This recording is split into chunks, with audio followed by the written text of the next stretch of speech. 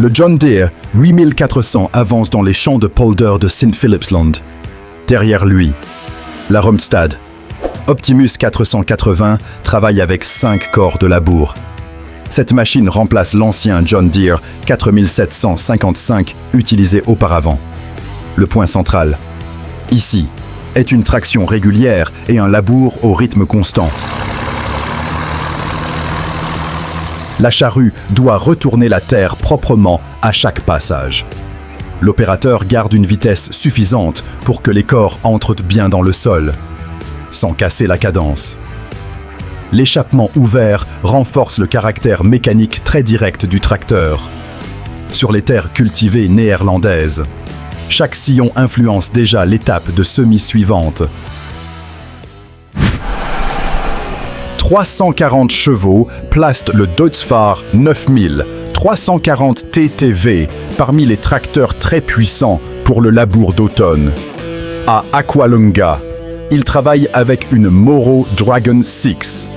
À côté, un Deutz-Fahr 7250 TTV Warrior tire une charrue Raab à 4 corps. Toute la scène repose sur une traction lourde et une fenêtre de travail courte.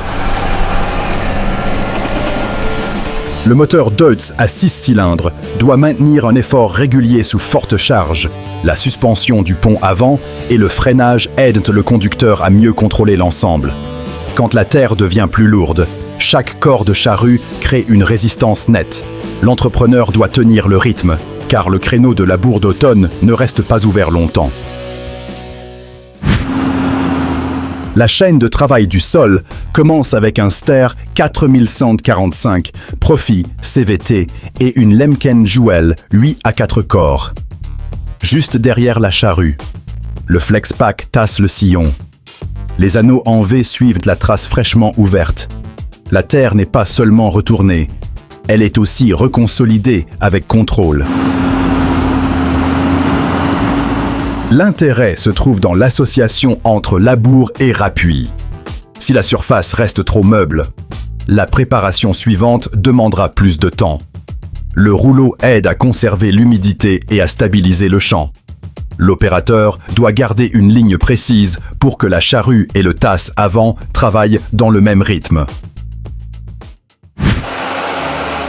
La terre dure près de Rotofreno impose une forte contrainte dès les premiers mètres. Le Fendt 936. Vario travaille hors ré avec une charrue Hermo à 3 corps. Une profondeur d'environ 45 cm fait rapidement monter l'effort de traction. Les grands pneus et les masses deviennent indispensables. Le tracteur maintient environ 7 km/h sur une parcelle de 15,5 hectares. En labour profond, les roues doivent transmettre l'effort sans perdre l'adhérence. La charrue doit retourner cette terre lourde de manière régulière. Dans la zone proche du pot, ce type de travail sert à ouvrir le profil du sol et à enfouir les résidus. Plusieurs tonnes à lisier Cum Technique apparaissent comme un système logistique complet. On y voit une grande tonne à 3 essieux et des modèles plus petits à 1 essieu. Des tracteurs Fendt et des véhicules de ravitaillement soutiennent le transport. L'objectif est d'amener le lisier au champ au bon moment et avec le bon volume. Dans ce travail, l'efficacité ne dépend pas seulement de la taille de la tonne. Les points sensibles viennent souvent du remplissage, du transport routier et de la distribution au champ. Chaque capacité correspond à un type de mission. Quand le lisier est bien géré, il devient une ressource nutritive utile et pas seulement une matière à évacuer. 4 Fendt noirs participent à une même chaîne de gestion du sol et du lisier. Un Fendt 936 tire un Amazon Catros 7003, 2 TX. 2 autres tracteurs travaillent avec des décompacteurs Agrisem. Le dernier, Fendt 936, utilise 1 tonne à lisier Annaberger. Ce qui compte, c'est que les opérations ne sont pas isolées. Le travail superficiel traite la surface, le décompactage ouvre les couches tassées et le lisier ramène des nutriments au champ. Si les machines ne gardent pas le bon rythme, toute la chaîne perd en efficacité. C'est une gestion du sol fondée sur la structure, les résidus et les apports organiques. Le Holmer Terra Variant 600 entre dans le travail pour placer le lisier au bon endroit, dans les futures lignes de culture. Derrière lui se trouve le Kverneland Cultistrip, un système de travail du sol en bande. La machine ne remue pas toute la surface. Elle intervient seulement sur la zone utile pour le prochain rang. Cette méthode réduit le nombre de passages sur le sol. Le Terra Variant 600 apporte une forte puissance et une grande surface de contact pour conserver un haut débit. Le Cultistrip crée une zone travaillée plus concentrée qu'un passage sur toute la largeur. Quand le lisier est placé près de la future zone racinaire, les nutriments ont plus de chances d'être utilisés efficacement. 2 Holmer Terra Variant 600 rouge forment un système de lisier à très haut débit. Chaque machine développe une puissance nominale de 598 chevaux. La cuve Zonamer contient environ 21 mètres cubes. Le lisier est incorporé au sol avec un déchaumeur à disque course Amazon. À cette échelle, l'enjeu principal est de garder le flux de matière sans interruption. Les machines doivent être ravitaillées rapidement pour éviter l'attente au champ. L'incorporation immédiate réduit les pertes et les odeurs. Des systèmes comme celui-ci conviennent aux périodes d'épandage courtes, lorsque l'entrepreneur doit couvrir de grandes surfaces en peu de temps. La plantation de pommes de terre repose ici sur une chaîne de travail à plusieurs machines. 2 Fendt 724. Vario travaille avec une Grimm GB330. Un classe Xerion 5000 prépare le sol avec un Horsch Tiger 6 LT. Un classe Scorpion assure les tâches de soutien au champ. La pomme de terre demande une butte régulière et une structure de sol bien préparée. Si la préparation n'est pas stable, la mise en place des plants en souffre. Le tracteur, l'outil de travail du sol et la planteuse doivent donc avancer dans le même rythme. Ce n'est pas une opération isolée, mais tout un système de lancement de culture. À l'âge Zwaluwe, le Deutz-Fahr Agrotron M620 une Lemken Jewel 7 à 5 corps. Cet ensemble représente un labour stable sur terre cultivée néerlandaise. Le but est de retourner la terre, d'enfouir les résidus et de préparer la base pour la culture suivante. Chaque passage doit laisser une raie propre. La difficulté se trouve dans l'équilibre entre traction et consommation. Si la vitesse est trop basse, le débit de chantier diminue. Si elle est trop élevée, le labour peut perdre en régularité.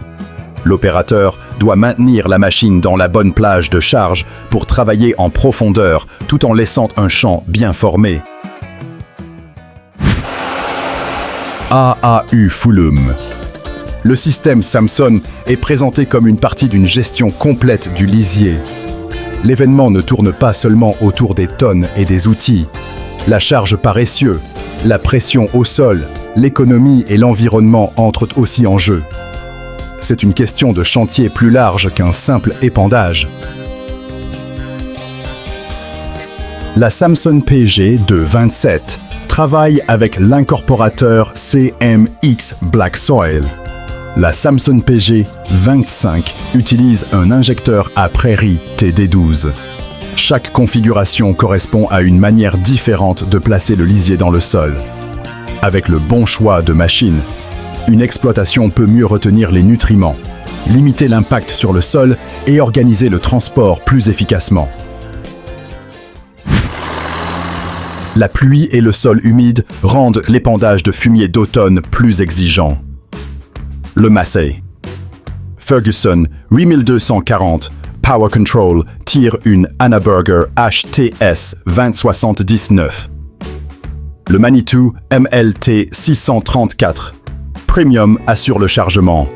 Toute la chaîne dépend de l'adhérence, de la charge et du bon moment pour entrer au champ. Dans ces conditions humides, chaque passage doit être réfléchi pour éviter un tassement excessif. Le chargeur doit garder la cadence afin que l'épandeur n'attende pas trop longtemps. La caisse Hanaburger doit répartir la matière de manière régulière. Le fumier ramène de la matière organique au sol, mais son efficacité dépend aussi d'une circulation bien maîtrisée. Le Vredo 12500V travaille à l'IRN pour injecter le lisier directement dans le sol. Contrairement à un épandage en surface, ce système place la matière dans des fentes étroites. L'objectif est de conserver davantage d'azote et de réduire les odeurs. Cette technologie est essentielle dans les zones néerlandaises d'élevage et de prairies. L'opérateur doit garder une trajectoire droite pour obtenir des lignes de coupe régulières. Si l'outil n'est pas bien placé, le lisier ne sera pas réparti correctement. L'injection aide les plantes à accéder plus efficacement aux nutriments. Dans un cadre environnemental strict, cette méthode devient une partie importante d'une production bien contrôlée. Près de Convoy, dans l'Ohio, le John Deere 9320 tire un Great Plains UT 5042 Ultra Till de 42 pieds. C'est un travail du sol de printemps à grande largeur. L'outil permet de couvrir beaucoup de surface en un seul passage. L'objectif est de gérer les résidus et de créer une surface prête pour le semis. Avec un outil aussi large, le tracteur doit maintenir un effort régulier sur toute la structure.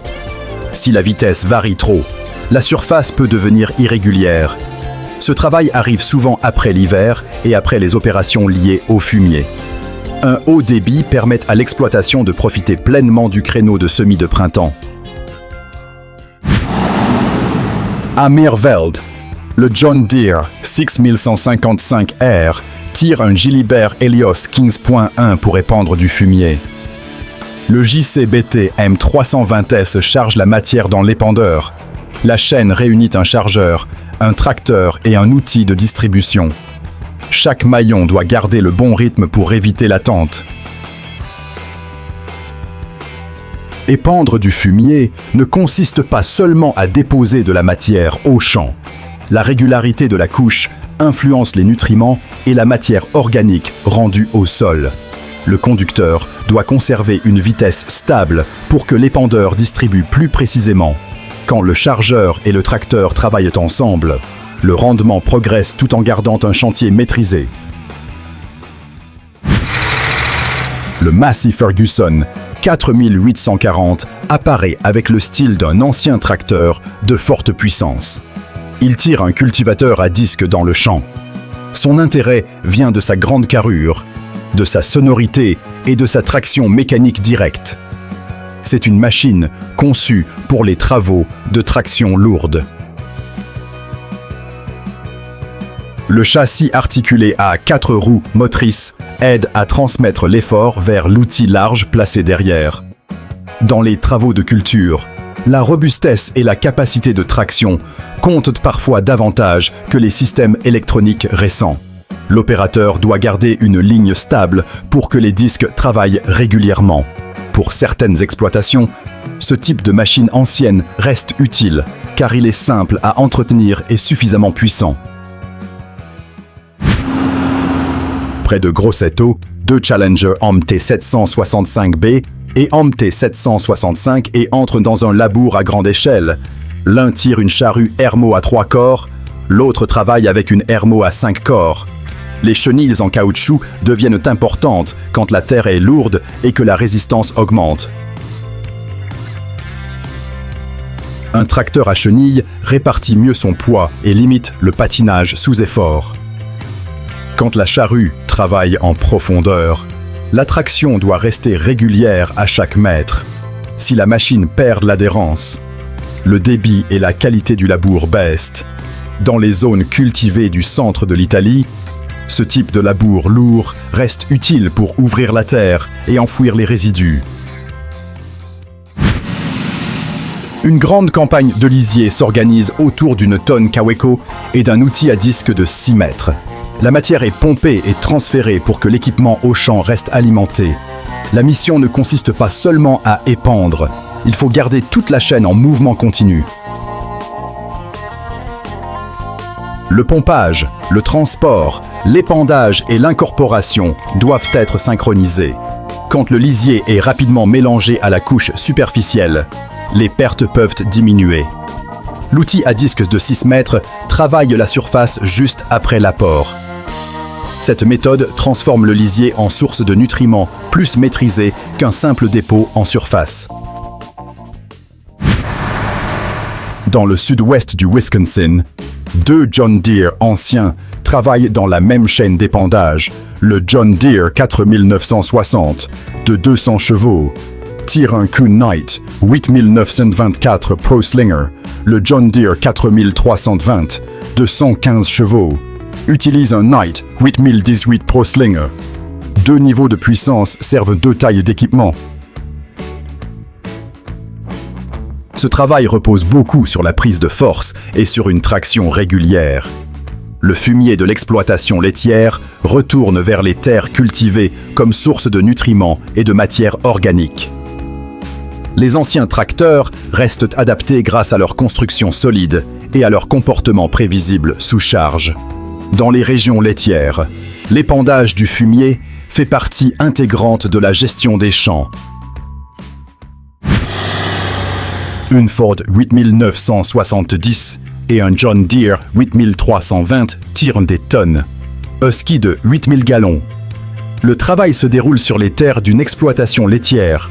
Le volume important de lisier fait du transport un élément central. Chaque rotation relie directement le stockage, la distance et le moment d'épandage. Avant les semis de printemps, le lisier est transféré depuis la fosse vers les terres cultivées. Les grandes tonnes réduisent le nombre de trajets, mais elles demandent aussi une traction suffisante et un sol capable de supporter la charge. L'opérateur doit maintenir une vitesse adaptée pour répartir la matière. Bien réalisé, ce travail soutient la fertilité du sol et organise mieux la main-d'œuvre de saison. À Pocenia, près d'Udine, l'attention ne porte pas seulement sur la tonne à lisier, mais sur la gestion des nutriments. Le John Deere 6210R travaille avec un équipement Ravizza. Le NA Digest DCD est ajouté au lisier ou au digestat pendant la distribution. L'objectif est de limiter les pertes d'azote et de garder les nutriments plus longtemps dans le sol. L'additif est dosé directement dans le système de distribution de la tonne. Les données de départ indiquent un objectif de maintien de l'azote disponible pendant environ 8 à 12 semaines. Cela transforme chaque mètre cube de lisier en apport plus planifié. Dans l'agriculture moderne, l'efficacité ne dépend pas seulement du volume épandu, mais aussi de la façon dont la culture peut l'utiliser. C'est le rythme de toute une saison, et pas une seule opération. L'équipe John Deere passe du tassement de l'ensilage au labour, puis à la fauche, à la récolte des pommes de terre et au travail du lisier. Grimm intervient pour la partie pommes de terre. JCB soutient les tâches lourdes autour de la cour et des champs. Le point essentiel, c'est la capacité à changer rapidement de mission selon la saison. Un même parc de machines doit servir l'herbe, les cultures destinées à l'ensilage, les pommes de terre et les terres cultivées. Si la météo change, le planning peut se resserrer.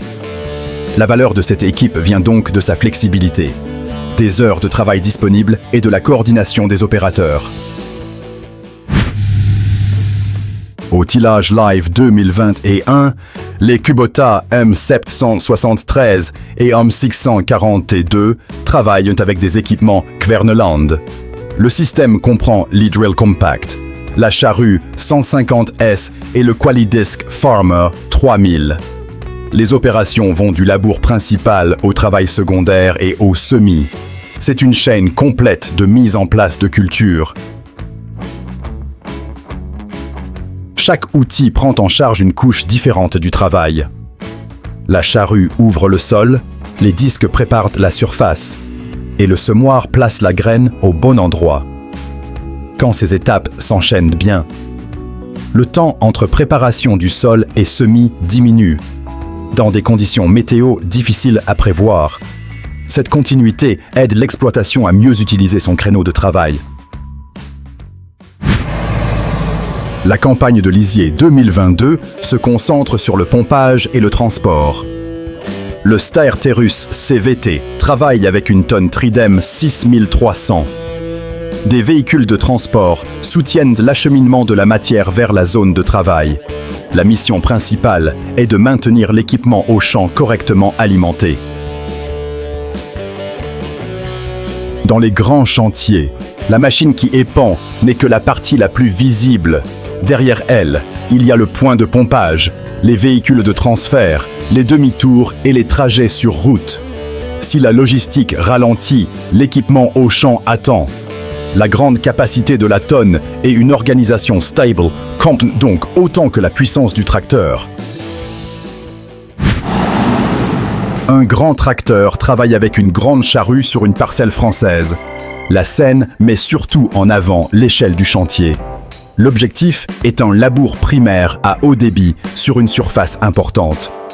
Dans un système de grande culture, terminer le travail au bon moment a une vraie importance.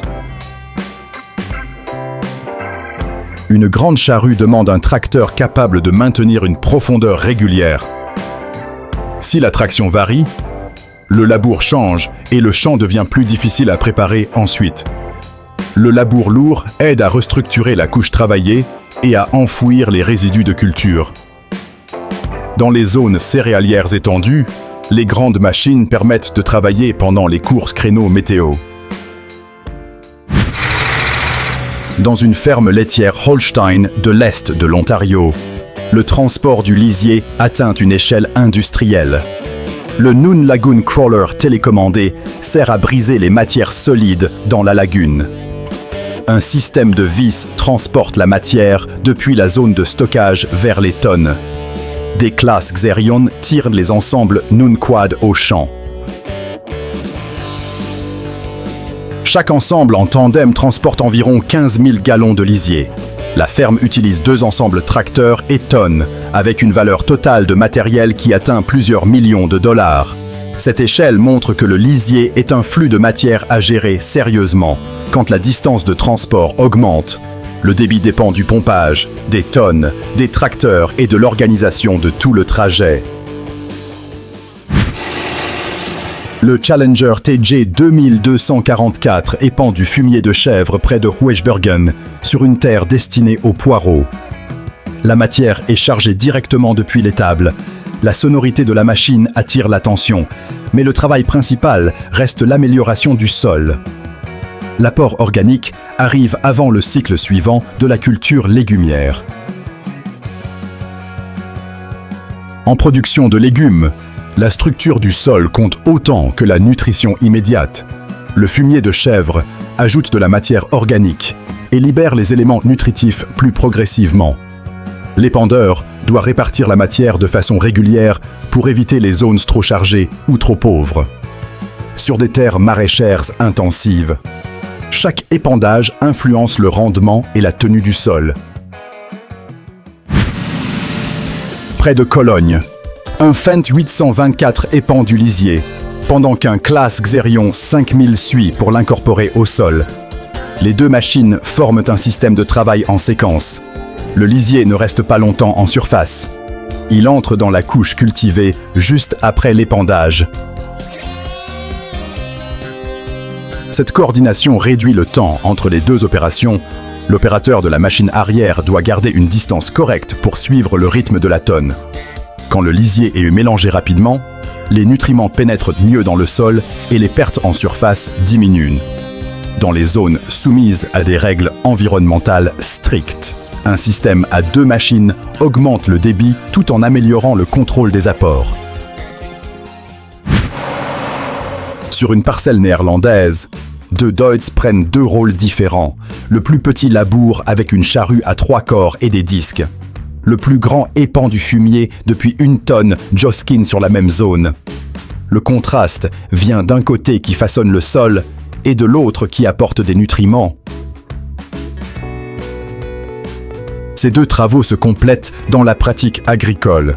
Le labour ouvre et retourne la couche travaillée, tandis que le fumier ramène de la matière organique au champ. Quand les opérations sont réalisées à des moments proches, l'exploitation peut préparer le sol et nourrir la culture dans une même chaîne. C'est une image claire du lien entre travail du sol et recyclage des nutriments dans les champs néerlandais. Du labour profond au travail du sol, de l'épandage de fumier à l'injection et à l'incorporation du lisier. Chaque séquence montre que l'agriculture moderne repose sur une chaîne de travail précise. Dites en commentaire la machine ou le système qui vous a le plus marqué. Merci d'avoir suivi Mécanique agricole.